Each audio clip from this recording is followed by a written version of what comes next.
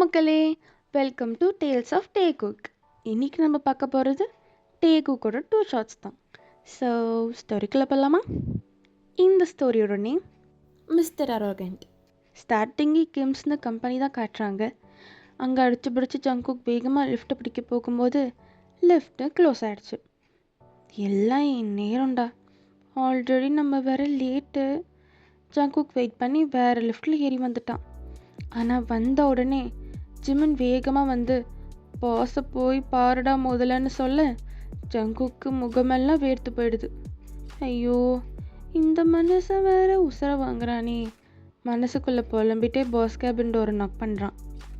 Come on அப்படின்ட்டு sound வந்ததும் இவனும் மெல்லமாக கதவு திறந்து உள்ளே போய் பார்த்தா ஆளே காணோம்.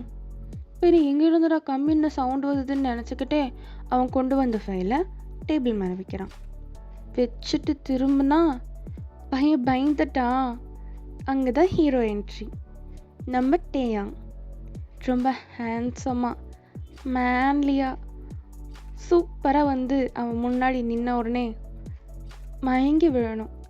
ஆனால் ஜங்குக் அவரை பார்த்து பயந்துட்டான்.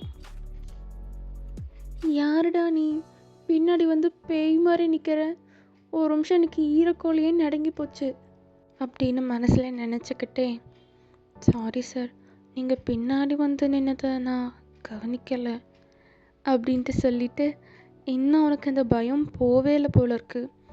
இன்னும் அவனுக்கு ரொம்ப ஸ்வெட் ஆகுது.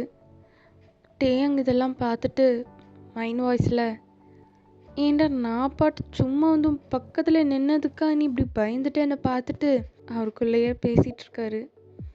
இதில் என்னடா ஒரு ரெஸ்பான்ஸும் பண்ண மாட்டேங்கிறாருன்னு ஜங்குக்கும் திருன்ட்டு அவரையே பார்க்க முடியாமல் பார்த்துட்ருக்கான்.